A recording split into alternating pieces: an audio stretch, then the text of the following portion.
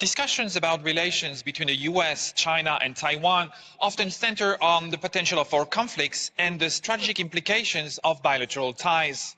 But according to Ambassador Tong from the Asia Group, it is crucial for policymakers to also consider the mutual benefits of two-way trade. This is a common concern that one hears when people view headlines about businesses investing overseas and capacity that theoretically could also be invested in their location.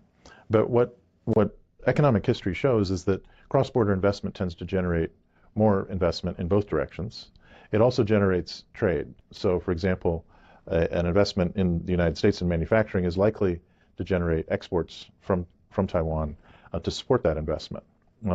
It also can generate business relationships that then lead to greater profitability that leads to more investment back in the home jurisdiction. So, generally speaking, these investment relationships do tend to expand cross-border economic activity overall.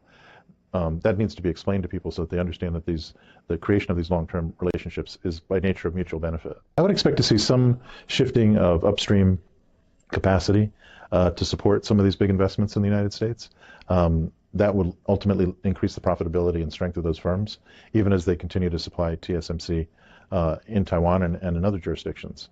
So overall, the impetus of these big moves should create many small moves that go along with it and really are to benefit of the industries. The current overall macroeconomic environment in both Taiwan and the United States is, I guess, could be described as mediocre.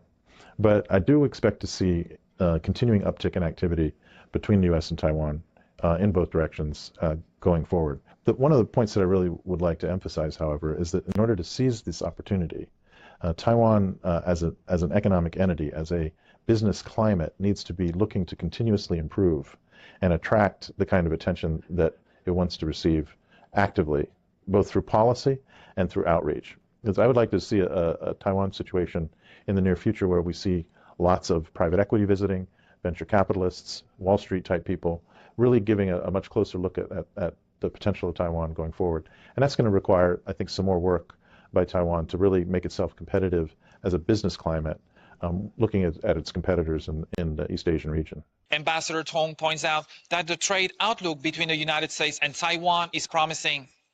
By placing a strong emphasis on fostering bilateral investment, both nations can reap significant mutual benefits. This is Dimitri Brias for TVBS World Taiwan.